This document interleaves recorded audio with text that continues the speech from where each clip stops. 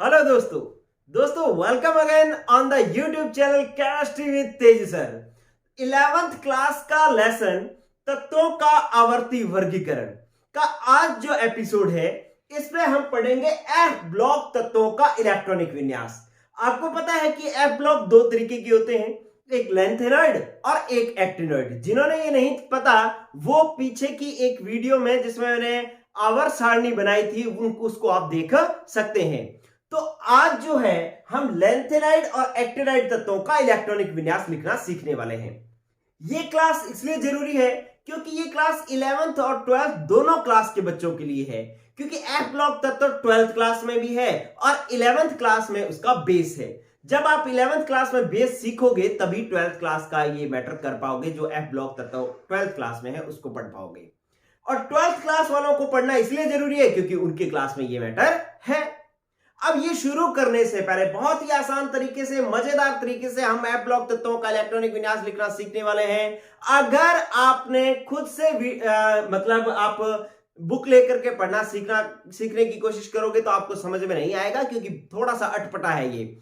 और हम जब कराएंगे तो बिल्कुल आसानी से आपको समझ में आ जाएगा, क्लास के साथ ही आपको याद हो जाएगा। हम इसका इलेक्ट्रॉनिक विन्यास लिखना सीखें इससे पहले थोड़ा सा जो है हम इसकी बेसिक जानकारी जान लेते हैं एफ ब्लॉक तत्वों की। क्या कि एफ ब्लॉक तत्व किन्हें कहा जाता है? जिनका लास्ट इलेक्ट्रॉन, वे तत्व जिनका लास्ट इलेक्ट्रॉन जो है वो एफ कक्षक में भरा जाता है, उन्हें हम एफ ब्लॉक तत्व कहते हैं। दूसरी बात कि भाई एफ ब्लॉक तत्व जो है वर्ग नंबर 3 और आवर्त नंबर 6 में उपस्थित होते हैं, और इसकी एक और श्रेणी होती है जो वर्ग नंबर 3 और आवर्त नंबर 7 में स्थित होती है। जो वर्ग नंबर 3 और आवर्त नंबर 6 में होते हैं उनको अपने कहते हैं लेंथेनाइड तत्व, और जो वर्ग नंबर 3 और आवर्त नंबर 7 में उपस्थित होते हैं उनको हम कहते हैं एक्टिनॉइड तत्व कहते हैं। ठीक है, तो जो लेंथेनाइड है वो ये मैंने लिख दिए, और इसके बाद मैं एक्टिनॉइड लिखूंगा और उनका इलेक्ट्रॉनिक विन्यास लिखना सिखाऊंगा। थोड़ी जानकारी और जान लें कि जो एफ ब्लॉक तत्व होते हैं वो भारी धातुएं होती हैं। ये जितने भी तत्व मैंने लिखे हैं इनमें से कोई भी अधातु नहीं है, सारी की सारी क्या है, धातुएं हैं। ठीक है, अब जब धातुएं हैं तो इनका गलनांक और क्वथनांक क्या होगा भाई? गलनांक व क्वथनांक क्या होता है? इनका उच्च होता है। ठीक है, अब ये गलनांक और क्वथनांक क्या है कि आप लोहे को पिघलाओ तो बहुत ज्यादा ताप देना पड़ेगा। ठीक है, और उसको पिघले हुए लोहे को उबालने की कोशिश करो तो और भी ज्यादा ताप देना पड़ेगा। क्यों? क्योंकि वो धातु है, उनमें आकर्षण बल ज्यादा मजबूत है। तो जो एफ ब्लॉक तत्व है वो भी सारी धातुएं होती हैं, इसलिए उनको पिघलाने के लिए भी बहुत ज्यादा ताप देना पड़ता है जिसे हम गलनांक कहते हैं, और उनको उबालने के लिए भी बहुत ज्यादा ताप देना पड़ता है जिसको हम क्वथनांक कहते हैं। मतलब इनके गलनांक और क्वथनांक जो है वो उच्च होते हैं। बहुत अच्छी जानकारी आज इस क्लास में आपको मिलने वाली है। आप क्लास में पूरे टाइम जुड़े रहेंगे तो ये सारी बातें आप सीख जाएंगे। चलिए दोस्तों, तो आप ये जान लिए कि भाई आपके पास एफ ब्लॉक तत्व दो तरीके की है, एक लेंथेनॉइड और एक एक्टिनॉइड। ये 14 तत्वों की दो सीरीज थी जिन्हें हमने मुख्य आवर्त सारणी के अलावा नीचे दो 14 तत्वों की दो सीरीज बनाई थी, उन्हीं को हम एफ ब्लॉक तत्व कह रहे हैं। तो इनमें पहले कौन से हैं? पहले हैं लेंथेनाइड तत्व। आप इसका स्क्रीनशॉट ले लें। लेंथेनाइड तत्व कौन कौन से हैं विद ट्रिक मैंने उनको आपके सामने लिख दिया है। एक बार पहले भी ये ट्रिक मैंने लिखी थी, लेकिन आज इस ट्रिक के साथ में हम इनका इलेक्ट्रॉनिक विन्यास भी लिखेंगे। चलिए, तो ये जो है आप लेंथेनाइड तत्वों के बारे में जो सामान्य जानकारी लिखी गई है उसका ले लें आप एक स्क्रीनशॉट। चलिए, अब बारी है कि भाई लेंथेनाइड तत्वों का इलेक्ट्रॉनिक विन्यास कैसे लिखा जाता है। देखें, इन लेंथेनाइड तत्वों को का इलेक्ट्रॉनिक विन्यास जो है वो इस तरीके से लिखा जाता है। बहुत सारी बातें जानने को मिलेंगी इस एपिसोड में, गौर कर लेना कि आप जान गए कि ये वर्ग 3 और आवर्त नंबर 6 में स्थित होते हैं। ठीक है, सारे के सारे तत्व वर्ग 3 और आवर्त 6 में ही स्थित होते हैं। ठीक है, तो जो आवर्त अगर 6 है तो इन सब का बाह्यतम कोष जो है वो छठा होगा। ये बात हमें समझ में आ गई, ठीक है। क्यों? क्योंकि किसी तत्व का जो आवर्त नंबर होता है वही उसका बाह्यतम कोष होता है, ठीक है। अब जब हम इसका इलेक्ट्रॉनिक विन्यास लिखेंगे तो इलेक्ट्रॉनिक विन्यास लिखते हुए हमें एक बात जानते होते हैं, क्या कि सबसे पहले हमें एक अक्रिय गैस लिखनी पड़ती है, ठीक है। तो अक्रिय गैस कौन सी लिखी जाती है? जिस आवर्त में यह तत्व स्थित है उसके अंदर उससे पहले वाले आवर्त की अक्रिय गैस लिखी जाएगी। तो ये आवर्त नंबर 6 में स्थित है तो अक्रिय गैस जो लिखी जाएगी वो आवर्त नंबर 5 की लिखी जाएगी, और आवर्त नंबर 5 में जो अक्रिय गैस उपस्थित है उसका नाम है जीनॉन। क्या नाम है? जीनॉन। तो इसका मतलब है इस सब में जब हम इसका इलेक्ट्रॉनिक विन्यास लिखेंगे तो जीनॉन 54 तो आपको सबके लिए ही लिखना पड़ेगा, क्योंकि सारे के सारे तत्व जो हैं वो किस में स्थित है भाई? सारे के सारे तत्व छठे आवर्त में उपस्थित हैं, और छठे आवर्त के लिए जो अक्रिय गैस लिखी जाएगी वो पांचवें आवर्त की लिखी जाएगी, और पांचवें आवर्त में जो अक्रिय गैस है वो है जीनॉन, जिसका परमाणु क्रमांक होता है 54। तो आप पहले इसको तो लिख ही डालें। बोलो बच्चों, क्या इस इलेक्ट्रॉनिक विन्यास लिखते हुए आपको जो है पहली बात समझ में आ गई कि पहला काम अक्रिय जो इलेक्ट्रॉनिक विन्यास लिखना है उसमें सबसे पहला काम आपको क्या करना है? क्या आपको एक पॉइंट समझ में आ गया? अगर समझ में आ गया तो आप थंब का निशान भेज सकते हैं कि सर एक बात तो हमें समझ में आ गई। चलिए दूसरा काम करते हैं। दूसरा काम क्या होगा कि जो लेंथेनम है ना, ये खुद तो डी ब्लॉक तत्व है और तीसरे वर्ग में स्थित है। अगर तीसरे वर्ग में उपस्थित है और डी ब्लॉक तत्व है तो तीसरे वर्ग के बाह्यतम कोष में इलेक्ट्रॉन 3, ठीक है। अब इन 3 में से 2 तो s में भरे जाते हैं और डी ब्लॉक तत्वों में तीसरा इलेक्ट्रॉन डी में भरा जाता है। तो इसका मतलब है कि इसमें जो 2 इलेक्ट्रॉन भरे जाएंगे वो तो s में भरे जाएंगे, और s कौन सा होगा? 6s होगा, क्योंकि आवर्त नंबर 6 है। तो इसके अंदर 6s2 होगा, और फिर तीसरा इलेक्ट्रॉन जो है वो डी में भरा जाएगा, 6s2 और 5d1। डी जो भरा जाता है वो n-1 भरा जाता है। अगर n का मान 6 है तो डी होएगा 6 - 1 5d होगा, इसलिए 5d में एक इलेक्ट्रॉन आ गया। तो लेंथेनाइड का तो इलेक्ट्रॉनिक विन्यास हो गया 6s2 मतलब जीनॉन 6s2 और 5d1, ये इलेक्ट्रॉनिक विन्यास हो गया।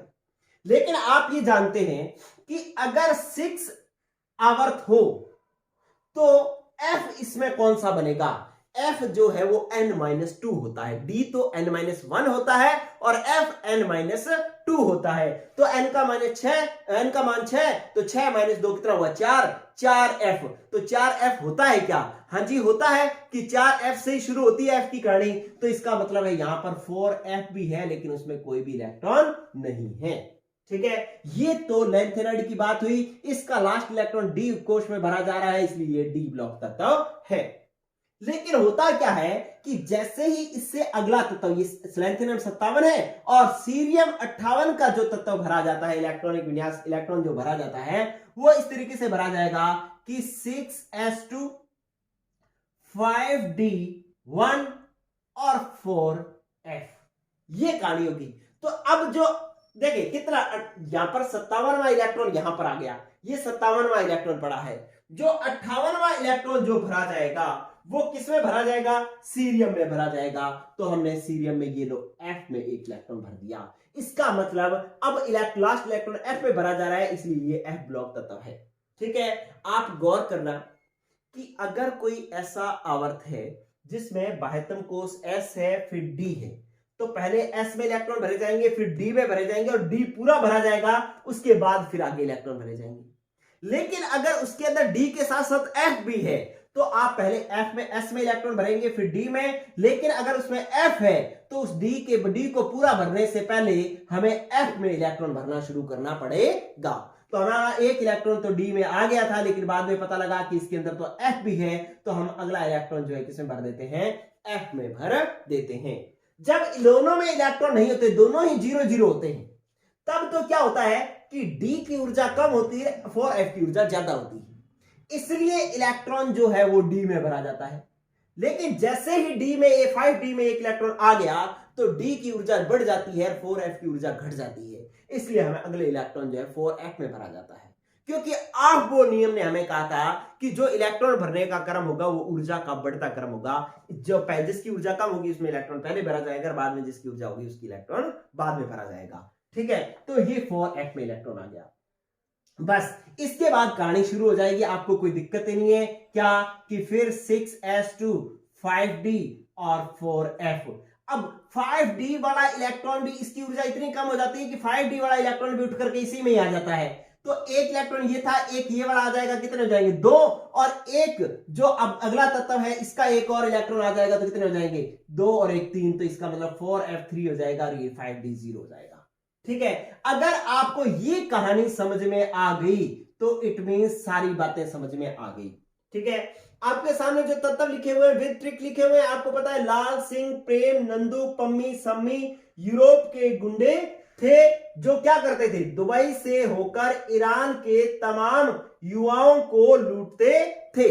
ठीक है, आपको ये लाइन से तत्व याद हो जाएंगे और इलेक्ट्रॉनिक विन्यास लिखना मैं आपको सिखा ही रहा हूं, आप क्लास में लास्ट तक बने रहें। हो सकता है मैं एक बार बात कहूं आपको समझ में नहीं आए, मैं उसी बात को अलग अलग तरीके से बार बार कहूंगा इसी वीडियो के अंदर, तो आपको पूरी वीडियो देखनी है। चलिए, मैंने क्या कहा कि जो लेंथेरम है वो वर्ग नंबर 3 और आवर्त नंबर 6 में स्थित है।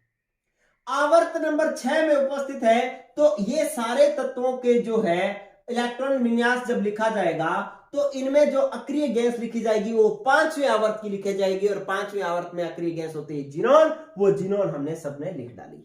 एक बात कंप्लीट। दूसरी बात कि जो लेंथेरम है वो छठे आवर्त में है, इसलिए इसके बाहर जो कोश होगा वो छठा कोश होगा, और ये तीसरे वर्ग में उपस्थित है, इसलिए इसके बाह्यतम कोश में 3 इलेक्ट्रॉन होंगे।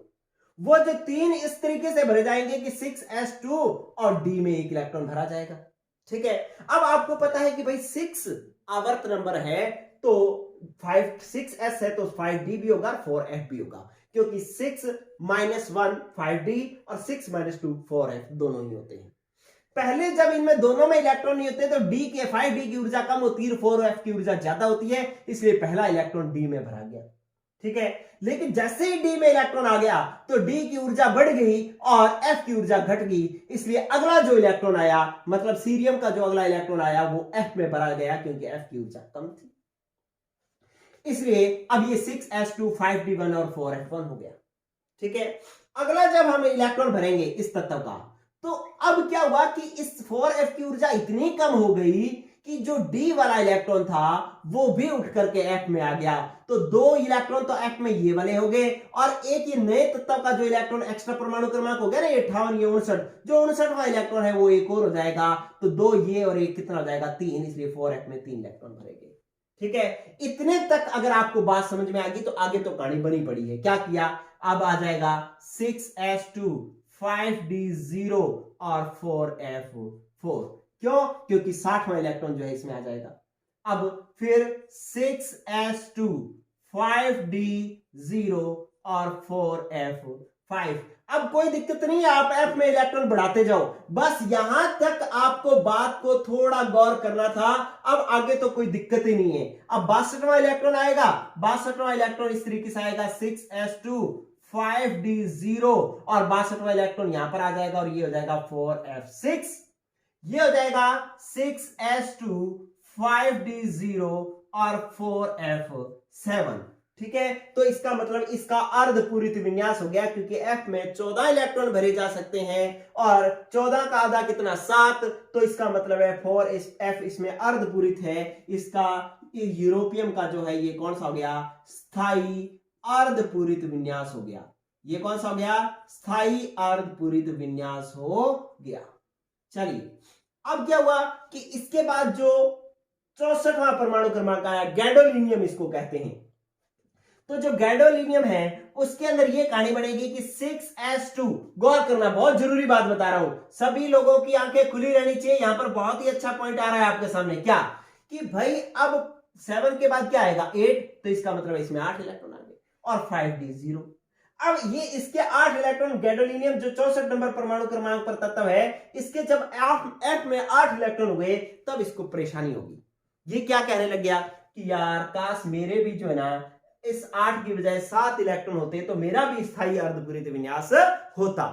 तो ये क्या करेगा, ये जाकर के 5d को कहेगा कि यार यहां पर जो तूने मेरे को इलेक्ट्रॉन दिया था ना वो तू तेरा इलेक्ट्रॉन वापस ले ले। ठीक है, यहां से एक इलेक्ट्रॉन इसको वापस दे देगा तो 4f में अब कितने बच जाएंगे 7। तो इसका मतलब है कि जो आपके पास गैडोलीनियम है 64 परमाणु क्रमांक है उसका इलेक्ट्रॉनिक विन्यास होता है जिनोन 54 6s2 5d1 और 4f7। देखो अर्धपूरित विन्यास है इसलिए इसका भी स्थायी अर्धपूरित विन्यास हो गया। तो इन दोनों का स्थायी अर्धपूरित विन्यास होता है। फर्क क्या है कि यहां पर डी में 0 इलेक्ट्रॉन होते हैं, यहां पर डी में 1 इलेक्ट्रॉन होते हैं, क्योंकि गैडोलीनियम में ने अपना एफ का 8वां इलेक्ट्रॉन जो है डी को दे दिया कि यार तू रख ले और मेरा अर्धपूरित विन्यास हो जाएगा। ठीक है, तो इस तरीके से जो है आप ये बात समझ सकते हैं। अब क्या होगा कि ये जो गैडोलीनियम का इलेक्ट्रॉनिक विन्यास हमने जो लिखा है ये 12th बोर्ड के अंदर बहुत बार पूछा जा सकता है, पूछा गया है, इसलिए ये वेरी वेरी इंपॉर्टेंट है। मैं इसको यहां पर इस तरीके से राउंड में कर देते हैं। आपको ऐसे बोला जा सकता है कि गैडोलीनियम का इलेक्ट्रॉनिक विन्यास लिखो, आपको लिखा जा सकता है परमाणु क्रमांक 64 का इलेक्ट्रॉनिक विन्यास लिखो। तो किसी भी तरीके से आपको कहा जाए ये वेरी वेरी इंपॉर्टेंट रहेगा। गैडोलीनियम या परमाणु क्रमांक 64 ये ऐसा क्यों करता है, स्थायी अर्धपूरित विन्यास के लिए करता है। क्लियर हुई बात। अब इसके बाद जो है 64 के बाद कौन आ गया 65, इसका इलेक्ट्रॉनिक विन्यास आपने लिखना है। तो क्या करेंगे, वही 6s2। अब ये सारे के सारे एक ही आवर्त में उपस्थित है और ये ऐसे थे, लेकिन ऐसे में बनाता तो इलेक्ट्रॉनिक विन्यास नहीं लिखा जा रहा था, इसलिए मैंने इसको ऐसे बनाया है। लेकिन ये आवर्त में इस तरीके से स्थित है सारे तत्व। ठीक है, लैंथेनम तो डी में है, नीचे क्या है सीरियम, इसके अंदर प्रोमेथियम, ठीक है, और ये सारे के सारे तत्व जो है इस तरीके से स्थित है, ये 1 से लेकर के 14 तक। क्लियर। अब क्या बात हुई कि जब इसके इलेक्ट्रॉनिक विन्यास लिखा गया तो ये हुआ 6s2, यहां पर भी 5d होगा और यहां पर 4f होगा। ठीक है, अब यहां पर कहां तक चली थी बात, 4f7 तक चली थी।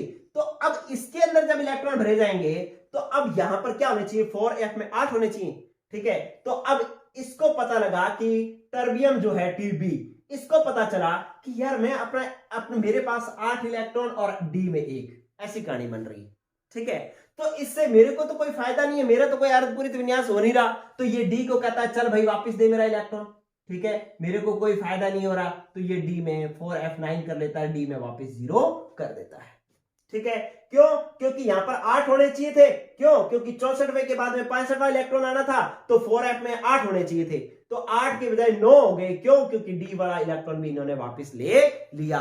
ठीक है, क्योंकि डीएफ में 8 होने से ना तो अर्धपूरित विन्यास हो रहा था ना ही पूर्ण पूरित विन्यास हो रहा था, इसलिए कोई फायदा तो हो नहीं रहा था, तो इसने अपना इलेक्ट्रॉन वापस ले लिया। चलिए अब चलते चलो, अब कोई दिक्कत नहीं है। ये 6s2 5d0 और 4f, अगला इलेक्ट्रॉन आएगा 66वां, तो ये हो जाएंगे 10। फिर 6s2 5d0 और 4f 11। अब आपको कुछ नहीं करना, बस गिनती लिखते जाओ, 11 12 13 इस तरीके से लिखते जाओ बस।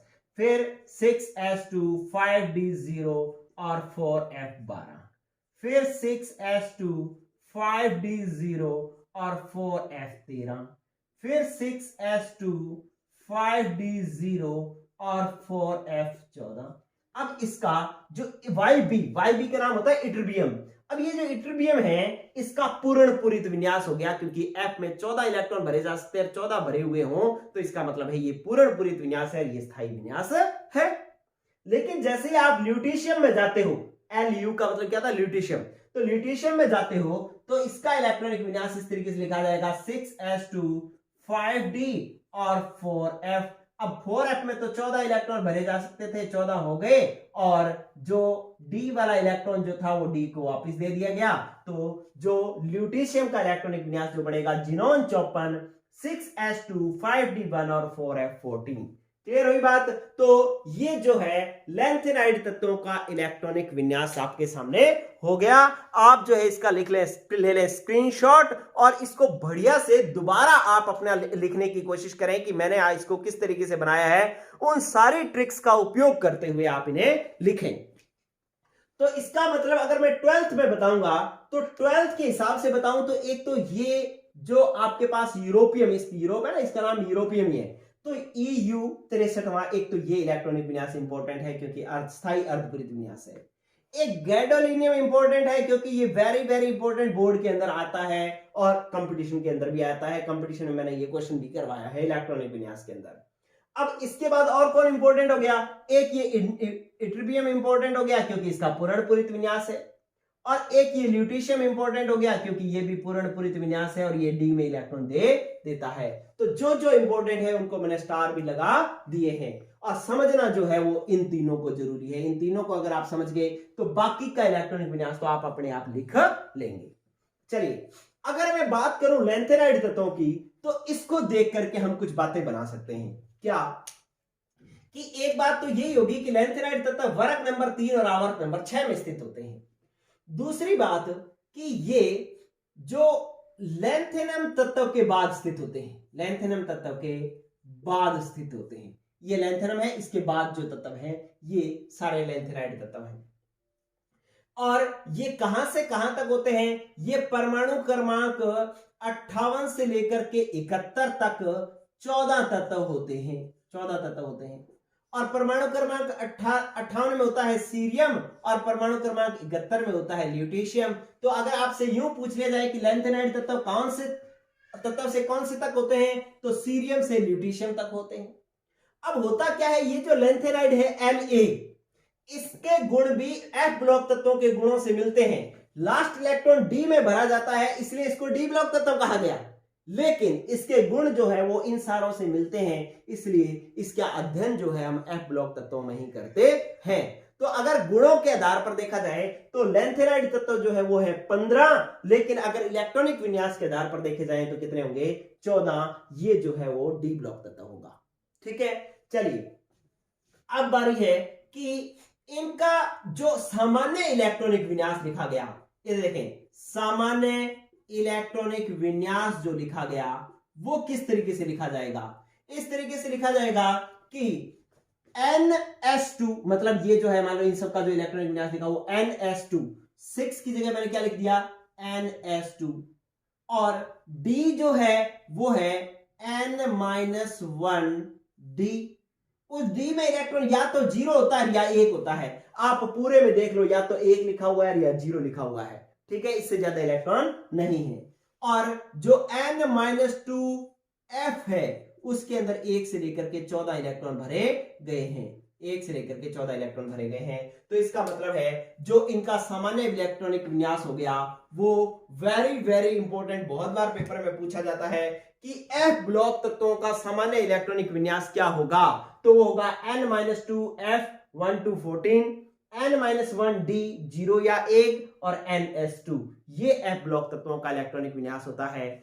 अगर लैंथेनाइड तत्वों का सामान्य इलेक्ट्रॉनिक विन्यास लिखने के लिए कहे तो आप लिख सकते हैं 6s2 5d 0 या 1 और 4f1 to 14।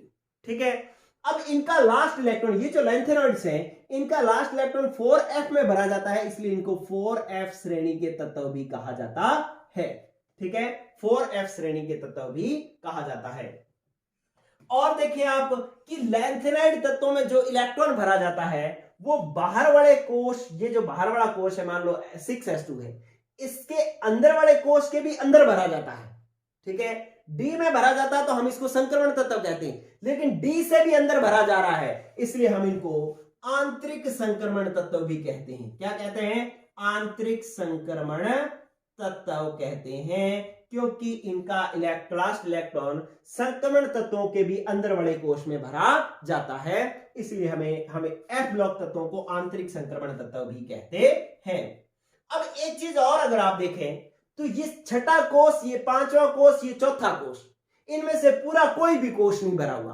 आप कहेंगे सर 6s2 भरा हुआ है, अरे 6s2 भरा हुआ है, 6 में तो 6p भी होता है 6d भी होता है, वो तो नहीं भरे हुए ना। तो इसका मतलब है जो F ब्लॉक तत्व होते हैं उनके बाहर 3 कोश जो है, 3 कोश अपूर्ण भरे होते हैं, 3 कोश ऐसे होंगे जो पूरे भरे हुए नहीं होंगे। ठीक है, तो F ब्लॉक तत्वों के 3 कोश, बाहर के 3 कोश जो है अपूर्ण भरे हुए होते हैं, वो कभी पूरे भरे हुए नहीं होते। चलिए आपसे पूछा जा सकता है कि ऐसा कौन से तत्व हैं, किस ब्लॉक के तत्वों के बाहर 3 कोश अपूर्ण भरे होते हैं, तो वो कौन से होंगे, एफ ब्लॉक तत्व होंगे। इनको हम आंतरिक संक्रमण तत्व भी कहते हैं। ये इनकी मैंने जरूरी जानकारी लिख दी, इसका भी स्क्रीनशॉट आप ले लें। चलिए, तो आप एक बार इसको मैं एक बार दोबारा बता देता हूं थोड़ा सा कि आपने छठे कोश में इलेक्ट्रॉन भरे 6s2। अब अगला इलेक्ट्रॉन आपने 5d या 4f में से भरना था। देखा 5d की ऊर्जा कम थी, इसलिए हमने एक इलेक्ट्रॉन इसमें भर दिया। लेकिन जैसे ही इस d में इलेक्ट्रॉन आ गया, इसकी ऊर्जा बढ़ गई, इसलिए अगला इलेक्ट्रॉन जो था वो कम ऊर्जा वाले 4f में भरा गया। अब क्या हुआ कि 4f की ऊर्जा इतनी कम है कि इससे 5d का इलेक्ट्रॉन भी उठ करके इसमें आ जाता है। तो 2 ये वाले इलेक्ट्रॉन, एक जो 59वां इलेक्ट्रॉन आएगा ये, तो 4f में 3 हो जाएंगे, 5d में 0 हो जाएंगे। अब यहीं पर इलेक्ट्रॉन भरे जाते रहेंगे, कब तक, जब तक कोई अर्धपूरित या पूर्ण परपूरित की कहानी सेट नहीं होती। ठीक है, तो ये बात हुई लैंथेनाइड तत्वों के इलेक्ट्रॉनिक विन्यास की। अब मैं एक डी ब्लॉक तत्वों का इलेक्ट्रॉनिक विन्यास और लिख देता हूं। सॉरी, एफ ब्लॉक तत्वों के ही लैंथेनाइडों का इलेक्ट्रॉनिक विन्यास हो गया। अब मैं एक एक्टिनॉइड तत्वों के इलेक्ट्रॉनिक विन्यास और लिख देता हूं, फिर आपके इलेक्ट्रॉनिक विन्यास की सारी कहानी हो जाएगी कंप्लीट। आप इसका स्क्रीनशॉट ले लें। और अब मैं शुरू कर रहा हूं किसका, एफ ब्लॉक तत्व के एक्टिनॉइड तत्वों का इलेक्ट्रॉनिक विन्यास लिखना और सिखा देता हूं आपको। चलिए, हाँ तो दोस्तों, अब एक्टिनॉइड तत्व आपके सामने लिख दिए गए हैं, इनका इलेक्ट्रॉनिक विन्यास हम लिखना सीखते हैं। एक्टिनॉइड तत्व जो है कौन कौन से, याद करने के लिए ट्रिक आपके सामने लिखी हुई है। ऐसे था पा यू नापा, पूरा America, Curie, Bikaner, California, Einstein, free में नो लॉरी। लॉरी गाड़ी को कहते थे कि भाई नो लॉरी गाड़ी नहीं मिलेगी फ्री में। तो आप जो है, ये मैंने पीछे जो ट्रिक बताई थी उसको थोड़ा मैंने बदला है कि क्योंकि जो ये यहां से मैंने लिखा है अमेरिका, अमेरिका उसमें भी था क्योंकि इस एम का नाम जो है वो भी अमेरिकम है, कम ही है। और ये क्यूरियम है, ठीक है, ये बर्कोनियम इस तरीके से है, और ये कैलिफोर्नियम है, ये आइंस्टाइनियम है, ठीक है, ये फ्रीयम है, ऐसे करके इन तत्वों के नाम है। ठीक है, तो ये मॉलिब्डेनम है, तो ये जो है ये लॉरेंशियम है। इन सारे तत्वों का नाम कुछ इस तरीके से मिलता जुलता है, इसलिए मैंने ट्रिक के अंदर भी इनके नाम इसी तरीके से डाले हैं। चलो, हमारी बात है किसकी, इलेक्ट्रॉनिक विन्यास लिखने की। तो जो इलेक्ट्रॉनिक विन्यास लिखा जाएगा, इसमें क्या है कि जो एक्टिनियम तत्व है 89 परमाणु क्रमांक वाला, ये जो है वो वर्ग नंबर 3 और आवर्त नंबर 7 में स्थित होता है। तो ये सारे के सारे एक्टिनॉइड तत्व जो है वो एक्टिनियम के बाद स्थित होते हैं। किसके बाद, एक्टिनियम के बाद स्थित होते हैं एफ ब्लॉक के एक्टिनॉइड तत्व।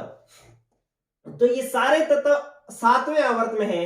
तो जब इनका इलेक्ट्रॉनिक विन्यास लिखा जाएगा तो एक अक्रिय गैस लिखी जाएगी। तो अक्रिय गैस कौन सी लिखी जाती है, तो जिस आवर्त में कोई तत्व होता है उससे पहले वाले आवर्त की अक्रिय गैस लिखी जाती है। ये सारे के सारे 7वें आवर्त में उपस्थित है, तो अक्रिय गैस छठे आवर्त की लिखी जाएगी। और छठे आवर्त में जो अक्रिय गैस है वो है हमारे पास रेडॉन। क्या है, रेडॉन 86।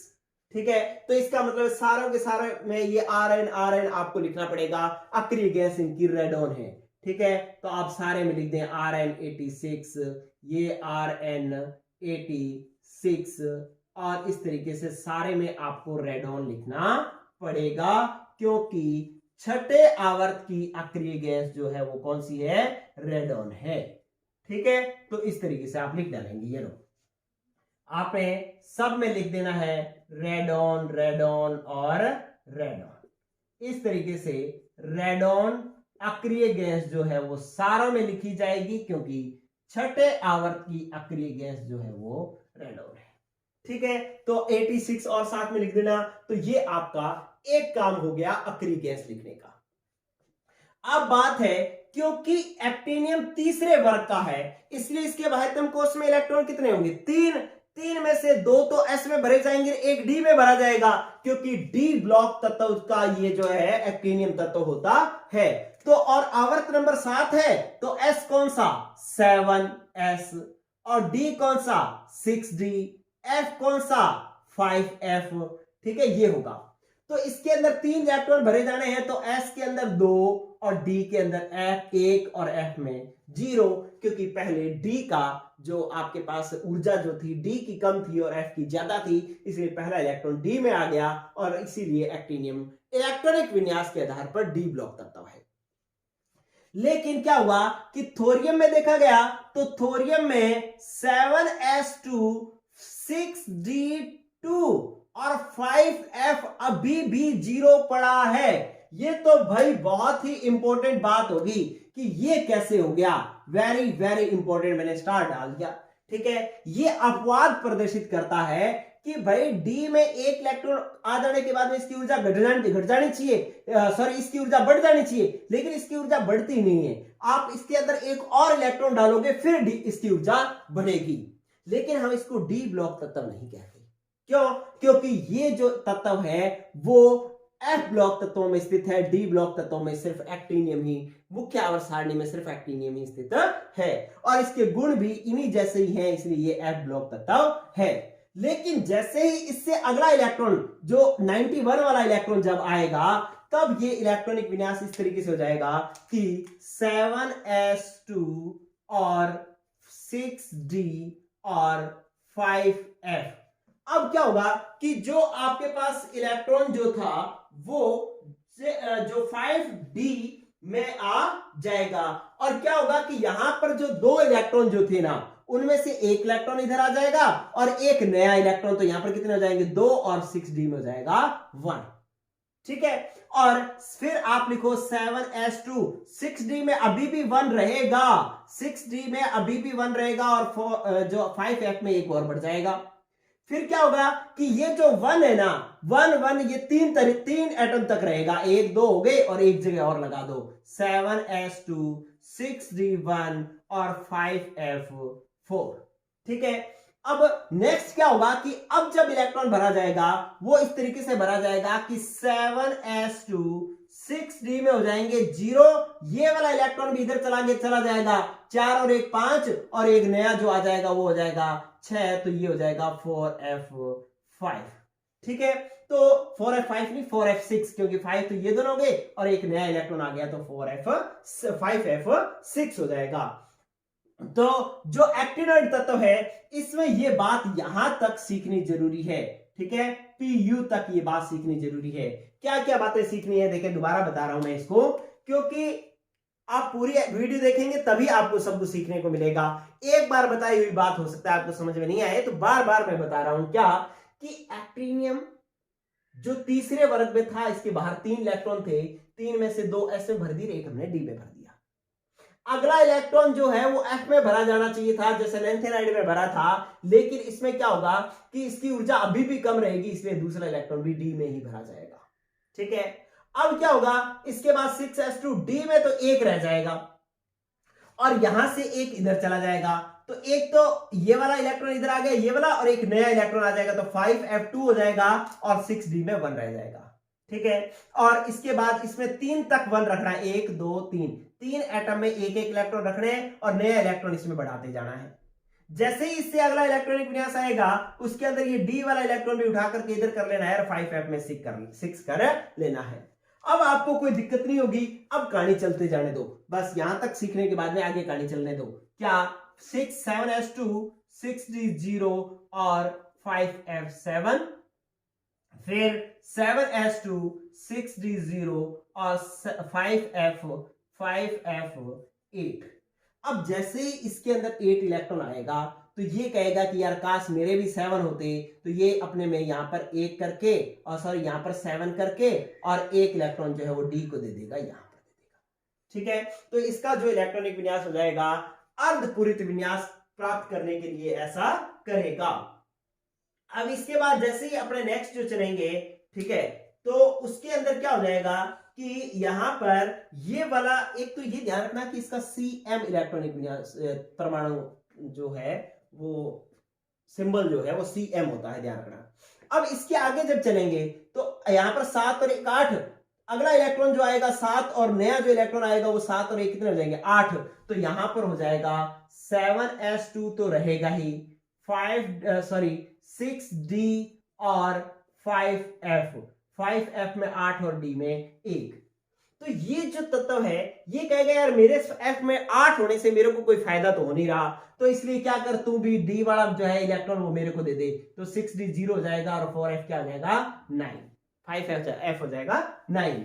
ठीक है, अब फिर कोई दिक्कत नहीं क्योंकि चलते चलो 7s2 6d 0 और 5f 10, फिर 7s2 6d 0 और 5f, अगला इलेक्ट्रॉन आ जाएगा एक हो जाएगा 11, फिर 7s2 6d 0 5f जो है हो जाएगा 12, फिर 7s2 6d 0 और 5f 13। मतलब f में आपने इलेक्ट्रॉन बढ़ाते जाना है। फिर आ जाएगा 7s2 6d 0 और 5f 14 और 7s2 6d 0 और 5f। अब इसमें 14 इलेक्ट्रॉन तो भरे ही गए, इसमें 14 ही भरे जा सकते हैं, तो ये 14 भर दिए और डी वाले को एक इलेक्ट्रॉन वापस दे दिया। ठीक है, तो इस तरीके से ये वाला इलेक्ट्रॉनिक विन्यास लिखा जाएगा। तो आप इसका ले लें स्क्रीनशॉट और फिर एक बार दोबारा इसको समझने की कोशिश करें कि यहां के बाद इस जो आपके पास 94 परमाणु क्रमांक है, यहां तो ये कहानी समझ में आ गई कि भाई ये वाला इलेक्ट्रॉन भी उठ करके इधर आ गया तो 5 हो गए, 5 और एक नया इलेक्ट्रॉन 6, ये तो कहानी समझ में आ गई। और इसके बाद f में बढ़ाते जाना है, 6 के बाद 7, यहां पर 8 होना चाहिए था लेकिन 8 से इसका अर्धपूरित विन्यास बिगड़ रहा था, इसलिए एक इलेक्ट्रॉन इधर दे दिया और एक यहां पर अपने क्या रख लिए 7 रख लिए। ठीक है, तो ये अर्धपूरित विन्यास प्राप्त करने के लिए ऐसा कर रहा है, इसलिए ये वेरी वेरी इंपॉर्टेंट हो गया। ये अर्धपूरित विन्यास इसका है इसलिए ये इंपॉर्टेंट हो गया। और नेक्स्ट जो है इसमें क्या होगा कि यहां पर 7 के बाद 8 इलेक्ट्रॉन होने चाहिए, 8 होने चाहिए, लेकिन 8 से इसको कोई फायदा नहीं हो रहा, इसलिए डी वाला इलेक्ट्रॉन भी अपने अंदर ले लेता है और 8 और 1 क्या हो जाता है 9। अब इसके अंदर डी में 0 रखते रहना और एफ में इलेक्ट्रॉन बढ़ाते रहो, 9 10 11 12 13 14। अब इसके बाद क्या होगा, ये तो 14 ही भरे जा सकते हैं एफ में, ये 14 हो गए तो एक डी को वापस दे दो और इस तरीके से ये इलेक्ट्रॉनिक विन्यास इसका लिखा जाएगा। ये वाली कहानी जो है आपको समझनी है। इसके अंदर ये जो थोरियम 90 है ये इसका अपवाद है। ठीक है, ये पूरे एफ ब्लॉक तत्वों में अपवाद है क्योंकि डी में 2 इलेक्ट्रॉन सिर्फ थोरियम में ही भरे जाते हैं और किसी में भी 2 इलेक्ट्रॉन नहीं भरे जाते, या तो डी में 1 इलेक्ट्रॉन भरा जाता है या डी में 0 इलेक्ट्रॉन भरे जाते हैं। डी में 2 इलेक्ट्रॉन सिर्फ थोरियम में ही भरे जाते हैं, इसलिए ये अपवाद है, इसको अच्छे से ध्यान में रखना। यहां 2 इलेक्ट्रॉन रखना है, बाकी में सब में 1-1 ही रखना है यहां तक। इसके बाद तो इसमें 0 कर देना है और जब इसकी जरूरत पड़े तब इसको इलेक्ट्रॉन दे दो। अर्धपूरित या पूर्णपूरित विन्यास करना हो तो इसको इलेक्ट्रॉन दे दो, नहीं तो फिर इसको 0 रखो और इसमें एफ में इलेक्ट्रॉन बढ़ाते रहो। ठीक है, ये होगा एफ ब्लॉक तत्वों के एक्टिनोइड तत्वों का इलेक्ट्रॉनिक विन्यास। देखिए ये एक्टिनियम के बाद आते हैं, एक्टिनियम 89 परमाणु क्रमांक के बाद आते हैं। एक्टिनियम के बाद ये एक्टिनोइड तत्व आते हैं, इसीलिए इनको एक्टिनोइड तत्व कहा जाता है। और जो लेंथेनॉइड तत्व थे वो लेंथेनम के बाद में आते हैं, इसलिए उनको लेंथेनॉइड तत्व कहा जाता है। चलिए अब ये कहां से कहां तक है, ये जो तत्व है वो है थोरियम 90 से, थोरियम 90 से लेकर के अपने पास लॉरेंशियम LR 103 तक के जो 14 तत्व है इनको एक्टिनोइड तत्व कहा जाता है। ये लॉरेंशियम है लास्ट। चलिए, और इसके अंदर जो है वेरी इंपॉर्टेंट बात, इसका सामान्य इलेक्ट्रॉनिक विन्यास तो आपको पता ही है कि 7s2 6d 0 से 2 तक लिखो या 0 1 ही लिखो, बस 0 भरा जाएगा या 1 भरा जाएगा 6d में, लेकिन अपवाद कौन है थोरियम। और फिर अपने पास आ जाएगा 5f, इसमें 1 से 14 इलेक्ट्रॉन भरे जाते हैं। ठीक है, तो ये इसका सामान्य इलेक्ट्रॉनिक विन्यास हो जाएगा। अब इसके अंदर एक वेरी वेरी इंपॉर्टेंट बात समझें, क्या ये स्क्रीनशॉट ले लो और फिर एक बहुत ही महत्वपूर्ण प्रश्न मैं आपको बताने वाला हूं एक्टिनोइड तत्वों का, क्या कि इसके अंदर यूरेनियम जो तत्व है ये वाला यूरेनियम 92 के जो बाद के तत्व हैं, बाद में आने वाले जो तत्व हैं, इस ये और इसके बाद वाले जो तत्व हैं इनको हम परा यूरेनियम तत्व कहते हैं, परा यूरेनियम तत्व कहा जाता है। यूरेनियम के आपको पेपर में प्रश्न आएगा परा यूरेनियम तत्व किसे कहा जाता है, तो आप कहेंगे यूरेनियम 92 के बाद आने वाले तत्वों को परा यूरेनियम तत्व कहा जाता है। अब ये इंपॉर्टेंट क्यों हो गया, इंपॉर्टेंट ये हो गया कि इसके बाद वाले सभी तत्व संश्लेषित तत्व हैं, मतलब इनको जो है वो बनाया गया है, इन तत्वों को क्या किया गया है, वैज्ञानिक द्वारा बनाया गया है, ये पाए नहीं जाते जबकि इनको बनाया गया है। ये संश्लेषित तत्व है और इनमें से अधिकांश तत्वों को सी बर्ग एक वैज्ञानिक है, इसने बनाया है। ठीक है, तो ये बहुत ही इंपॉर्टेंट बात है। परा यूरेनियम तत्व किसे कहा जाता है, यूरेनियम 92 के बाद वाले तत्वों को कहा जाता है। ये अधिकांश तत्व संश्लेषित तत्व है, बनाए गए तत्व हैं, और ये यूरेनियम के बाद वाले तत्व जो है संश्लेषित तत्व है, बनाए गए तत्व है, और इन्हें बनाया किसने है, अधिकांश तत्वों को सी बर्ग ने बनाया है। और ये तत्व कैसे होते हैं, रेडियो एक्टिव तत्व होते हैं। अब रेडियो एक्टिव तत्व का मतलब क्या है, ये अपने आप पड़े पड़े विघटित होते रहते हैं, अपने में से रेडिएशंस निकालते रहते हैं, इसलिए ये सारे के सारे कैसे होते हैं, रेडियो एक्टिव तत्व होते हैं। तो ये यूरेनियम के बाद वाले तत्वों के लिए बहुत ही महत्वपूर्ण बात है। चलिए आप यूं तो देखें तो 14 तत्व है एक्टिनॉइड्स, लेकिन इलेक्ट्रॉनिक विन्यास के आधार पर देखें तो सॉरी गुणों के आधार पर देखें तो ये एक्टिनियम तत्व भी इनके जैसे गुण प्रदर्शित करते हैं, इसलिए इसको भी गिन लिया जाता है इनमें। और कितने तत्व हो जाते हैं, एक्टिनॉइड तत्व हो जाते हैं 15 गुणों के आधार पर। ठीक है, तो ये हुआ इसका इलेक्ट्रॉनिक विन्यास। ये जो अटपटी चीजें हैं ये आपको याद करनी ही पड़ेंगी, अच्छे से देख लेंगे तो याद हो जाएंगी। इसका ले लें स्क्रीनशॉट, और ये क्लास हुई खत्म।